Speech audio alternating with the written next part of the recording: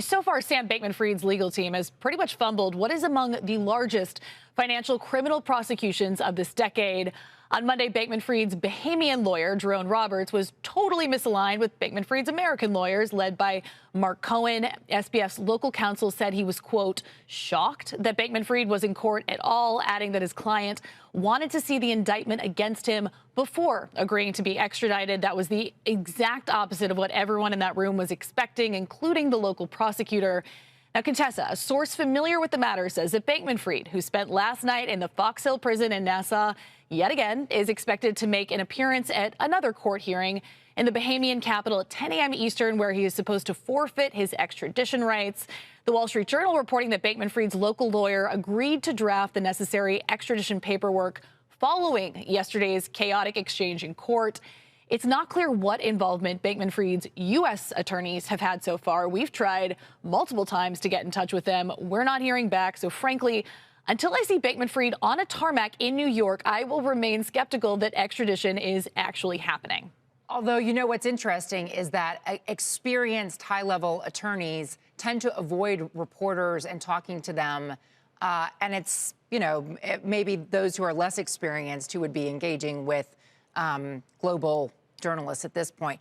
Yeah.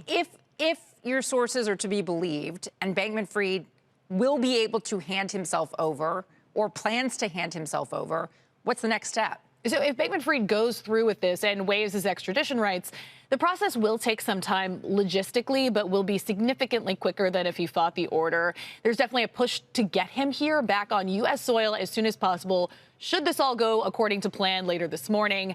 Now, once he arrives in the U.S., a former senior government lawyer tells me that he will likely be held, at least temporarily, at the Metropolitan Detention Center in New York. And crucially, his first hearing should be held within 24 to 72 hours of Bankman-Fried's arrival. That's when he'll enter a plea of guilty or not guilty to those 8 criminal charges. It's also when we'd see a bail hearing. And also when you'll get to see some action outside of the courtroom, Mackenzie. The press scrums that happen outside of that place can be incredible. We also are getting reports that maybe Bankman-Fried negotiated for certain bail conditions in exchange for agreeing to surrender to U.S. feds. The Bahamians clearly are rejecting multiple requests at granting bail. And listen, I know people who have spent time in Bahamian jails, totally separate story, but they said the conditions were abysmal. What's he up against? Right. So I'm hearing from multiple legal experts that they anticipate Bankman-Fried will likely plead not guilty and push for release pending trial.